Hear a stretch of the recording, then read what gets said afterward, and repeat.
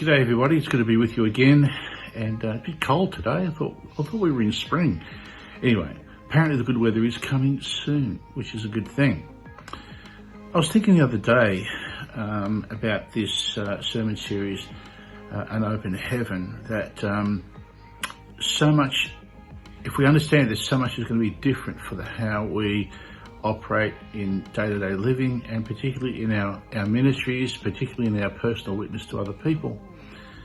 And I began to think about this quite a lot and recalled Paul's message to the Corinthians in 1 Corinthians chapter 2, where he spends almost that whole chapter talking about how he didn't come to them with wise and wonderful information and stunning theological doctrinal insights that would blow them all off the map because he's some great big lawyer, theologian, rabbi dude.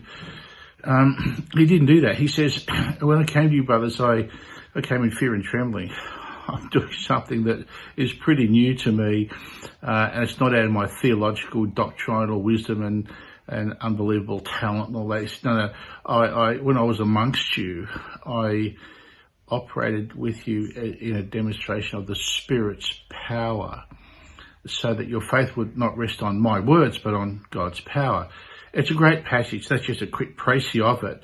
But, it just stuns me that so much of our witnessing is so much about teaching to people out there in the community, our testimony, not our testimony so much, but our trying to convince people about faith, is to do with information. Paul says, when I came to you, I list all my fantastic information to one side for a second. It would come out in his writings later on and so forth, which was fine.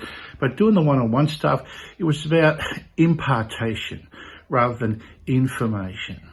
So many people get information from the government, road rules, whatever. People aren't changed by information so much. Sometimes some may be, but the vast majority of people aren't changed by that, but they're changed much more by experiences.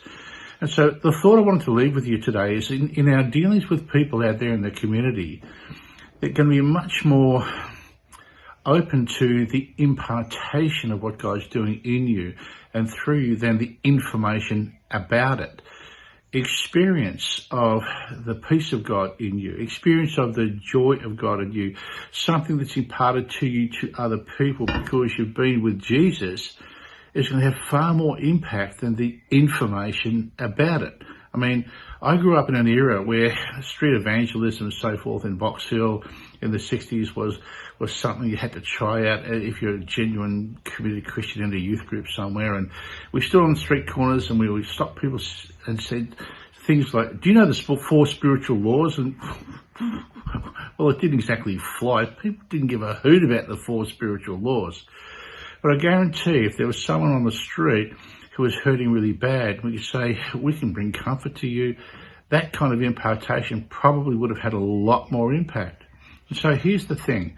You can have information about your faith, or there can be impartation because of what it's done in you and is doing in you. And this is important. Again, Paul, when I came to you, brothers, I came in fear and trembling. It was just me and what God was doing in me. Not my great wisdom, not my great doctrinal perspectives and theological understandings and all the rest of it. No.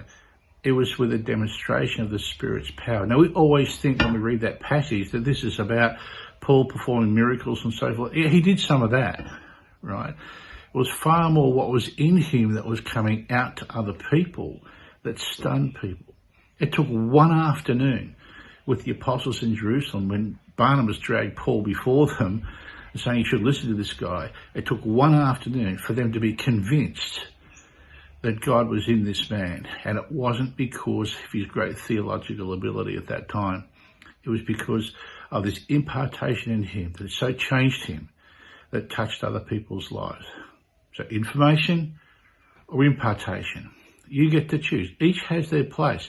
But in the first instance, when we're speaking with people that we've never met before, a person of peace, someone in a restaurant, the way we care, the way we speak, the way we greet, that's about impartation. Even a glass of water given in my name, said Jesus.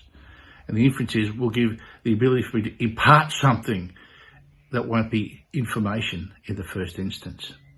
Let me challenge you with that today as we start to get ready to get out of this COVID-19 restriction period and start speaking with people, even if it's online, at the shopping centre, at the checkout, whatever it might be.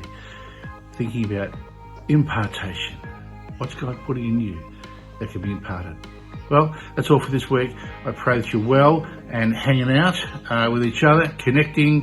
Groups are back this week, and that's a good thing. See you soon. Bye.